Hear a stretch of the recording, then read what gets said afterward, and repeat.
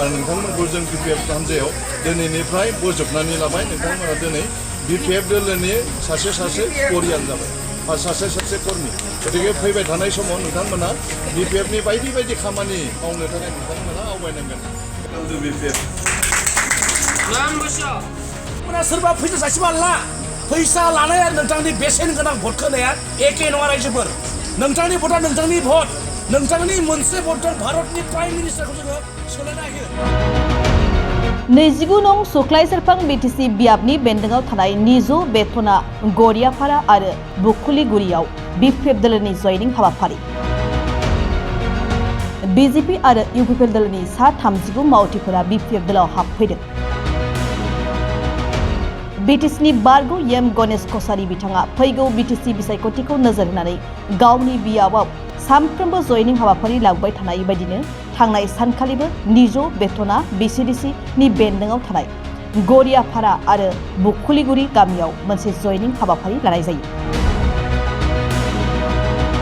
फैगौ BTC बिसायख'थियाव 29 नं सुख्लाय सेरफां बियाबखौ देरहासार खालामनो थाखाय गोख्रों खामानि मावबोगासिनो थादों गणेश कसारीया।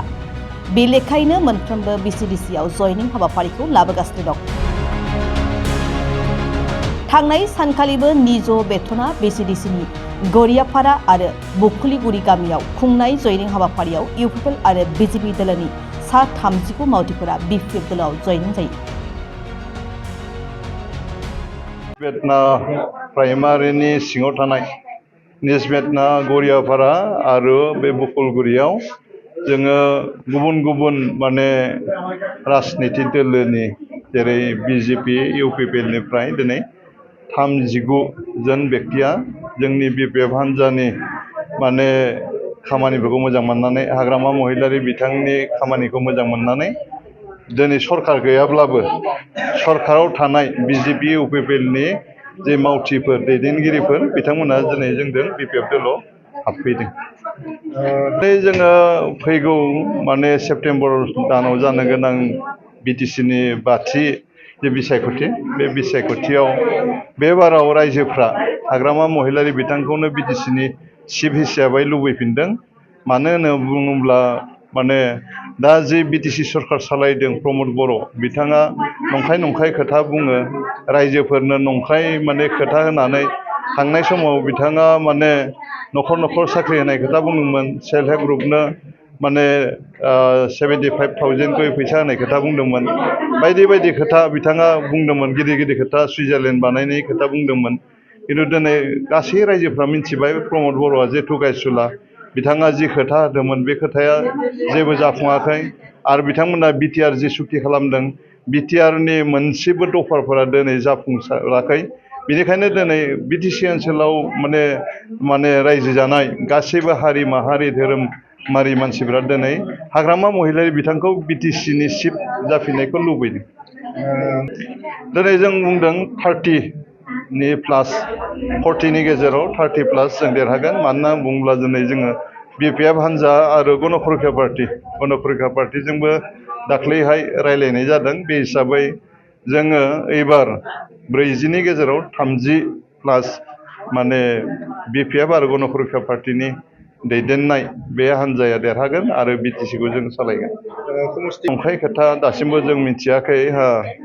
बिथांमोना डिमार्केसन खालामनो हायाखै। दिनै BTCनि बाहेराव गहपुर माने बिश्वनाथ सारियालि माने डिस्ट्रिक्टनि माखासे गामिफोर 41टा गामि थिसननायनि खोथा बुंबाय थादों। किन्तु बे इलेक्सननि लालिपपमोन होननानै जों बुजिगौ। मानो होनना बुंबा थांनाय माने बोसोरनि एप्रिल दानाव जानाय जे लकसभा बिसायख'थि बे बिसायख'थियाव भट मोननो थाखाय माने थगायनानै 41टा गामिखौ BTR सोबायनाय खोथा, बे खोथाया नंखाय खोथा। आरो दिनै BTR नि कुनु माने सिमा दिनै डिमार्केसन जायाखै। बिदियाव बोरैहाय माने BTCनि बा BTR नि माबाखौ समष्टिखौ बोरै बारायनो। दिनै दिनाव जों मिथिनायाव 40टा समष्टिखौ लानानै BTCनि बिसायख'थि जानो थांगासिनो दं।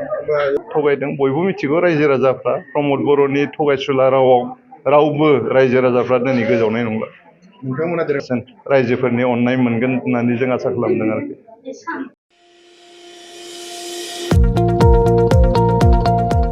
नोंथाङा सासे नार्स ANM GNM जानो गोसो दं नामा? नोंथाङा पेरामेडिकेल कर्सनि सोलोंथाइ लानो गोसो दं नामा? नोंथाङा जुदि nurse ANM GNM laboratory technician जानो गोसो दंब्ला थाबैनो doctor BR Ambedkar allied health इन्स्टिट्यूटआव मुं थिसनदो। बाक्सा जिल्लानि मसलपुर सदर टाउननि मसलपुर SP मावख'नि साखाथि 1 नं काथालिगाव बेदलाबारियाव थानाय doctor BR Ambedkar allied health इन्स्टिट्यूटआव 2025-26 सोलोंथाइ बोसोरनि थाखाय सोलोंसाफोरनि मुं थिसननाया सोलिगासिनो दं। आर्ट्स, कमार्स आरो साइन्सनि बिजोंनिफ्राय HS थाखोखौ उथ्रिसारनाय साफ्रोमबो फरायसायानो पेरामेडिकेल कर्स लानो थाखाय मुं थिसननो हागोन। बे सोलोंथाइ फसंथानाव नांगौ जानाय थाखो खथा गोजौ थाखोनि लेबरेटरी टेक्निशियन TLM आरो नार्सनि प्रेक्टिकल फोरोंनायनि खाबुफोरजों लोगोसे रोंगौथि गोनां फोरोंगिरि आरो देहा फाहामगिरिफ्रा फोरोंथाइ होनाय जायो। बेनि अनगायैबो हिन्जावसाफोरनि थानायनि थाखाय हस्टेलनि खाबुबो दं। बे समाव गोसो गुदुं फरायसा एबा सोलोंसाफोरनि मुं थिसननायनि थाखाय फर्म बिलाइखौ होगासिनो दं। बेनिखायनो जायफोर बिथांमोनहा पेरामेडिकेल कर्सनि सोलोंथाइ लानो गोसो दं बिथांमोनहा 9101299545 8473853693 एबा 6900226441 मबाइल नम्बराव फोनांजाब खालामनो हागोन। नङाब्ला बाक्सा जिल्ला मसलपुरनि 1 नं काथालिगाव बेदलाबारियाव थानाय doctor BR Ambedkar allied health इन्स्टिट्यूटआव थोंजोङै फैनानै सुलाद लाफैनो हागोन।